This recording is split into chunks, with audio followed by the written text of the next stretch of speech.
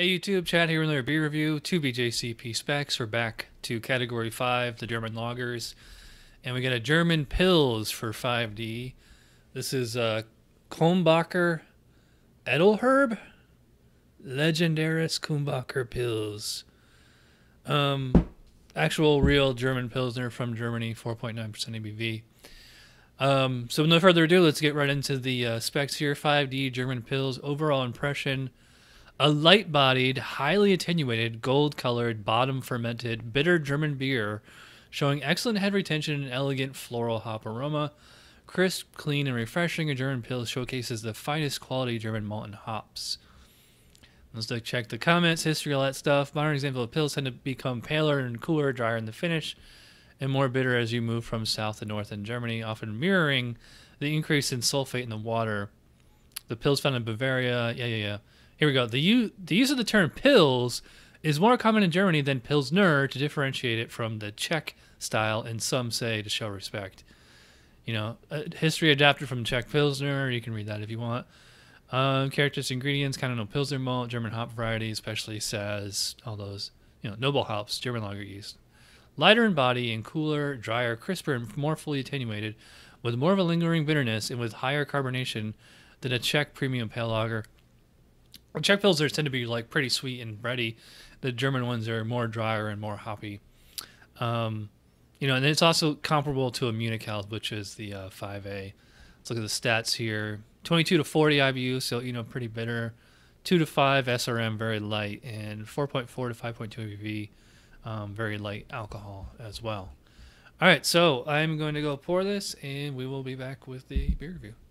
All right, I'm back, so let's dive in head first with the Kulmbacher. I don't know what Edelherb means. I'm sure it's not pronounced that way, but let's dive right into the aroma here. So, yes, very, very hoppy beer. Very, very spicy smelling. Almost like a little skunky, but Chadz and a lot of the noble hops, they have a smell. It's almost kind of skunky. So, yeah, hop forward nose, definitely, but there's plenty of continental Pilsner malt in there. It's not bready. It's like a little bit of like a honey malt, which it could be oxidation or just whatever kind of pale malt they use. I mean, it smells pretty good. I'm not getting any cooked corn or green apple or anything like that.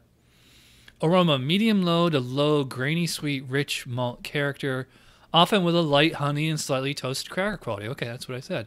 And distinctive, flowery, spicy herbal hops, true, definitely there. Clean fermentation profile, true.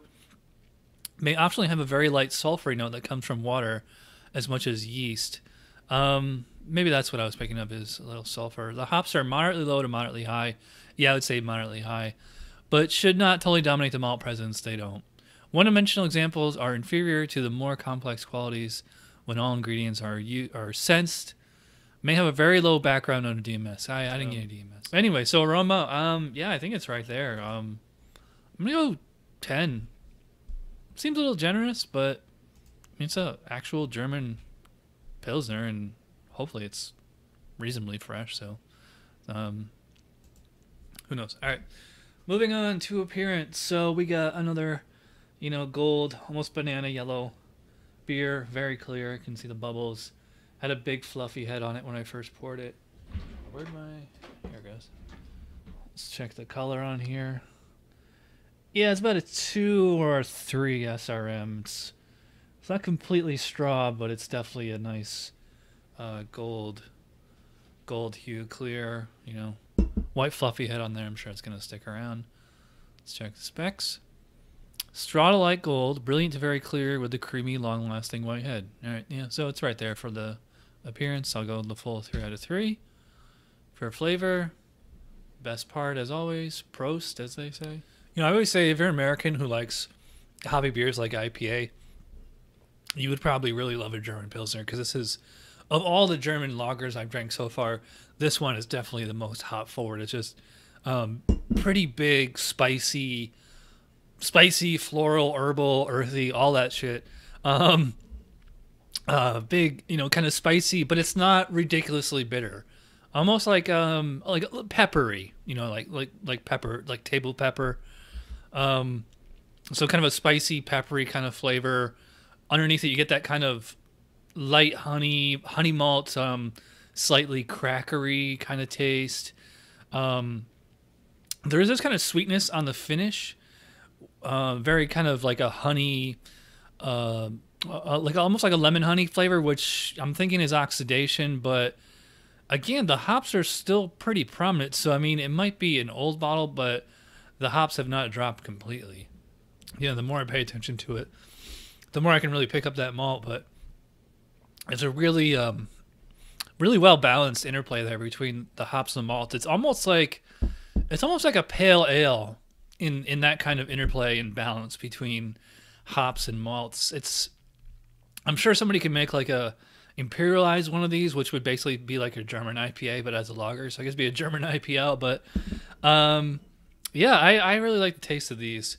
It's not as graham crackery as the Czech pilsners, but there's definitely like kind of a sweetness and like a real clean grainy malt flavor to it, which is pretty nice. Let's check the specs. Flavor: medium to high hop bitterness dominates the palate and lingers in the aftertaste. I agree with that. Moderate to moderately low grainy sweet malt character supports the hop bitterness. True, I'd probably say it's moderate. Low to high floral, spicy, or herbal hop flavor. True, I'd say it's moderately high, if not straight up high. Clean fermentation profile. True, did not get any butter, nothing like that. Dry to medium dry crisp. Well attenuated finish with a bitter aftertaste and light malt flavor. Totally true.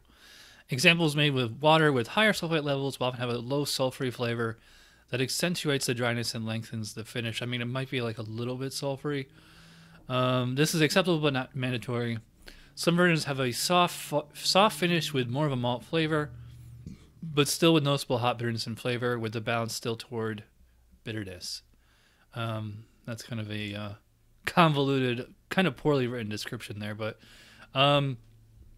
yeah, I mean, I'd say this beer is firing on all cylinders as far as those style guidelines go, and I like the taste of it. I was thinking about giving it an 18, but I think I'm going to go 17 because I really like the taste on that, but I think there's like a little bit of oxidation there. It does not have a easy to read fresh date on there, so I'm not sure, but I mean, as a just general rule, you do not get fresh European beer in America. So I'm going to go 17 out of 20 on flavor. Let's check the mouthfeel. I'd call it medium light body, probably closer towards the light side. It's only 4.9 ABV. It has a smooth texture, but still that crisp, clean finish. A little bit of a lingering kind of dry, slightly hoppy aftertaste. It's refreshing while it's in the mouth. Very sessionable, 4.9 ABV. Hot day in Florida. I want to drink a bunch of these right now, but just got the one bottle. Let me check the specs. Mouthfeel, medium light body, medium to high carbonation. Yeah, totally true. Very, they don't have much on the specs there. I'll say 4 out of 5. So I think that it's like the mouthfeel is like a little bit lighter in body than it should be, but overall, overall impression, I'm gonna say 9 out of 10. I mean, there's really no reason it shouldn't be a full 10 other than the fact it's probably just so. Yeah, 43 out of 50 for Kulmbacher. Me personally, it's probably about an 8. I like it. I don't love it, but it's definitely one of the better German pilsners that I can remember. So I'm going very long. Thanks for watching. I'll see you guys next time. Prost.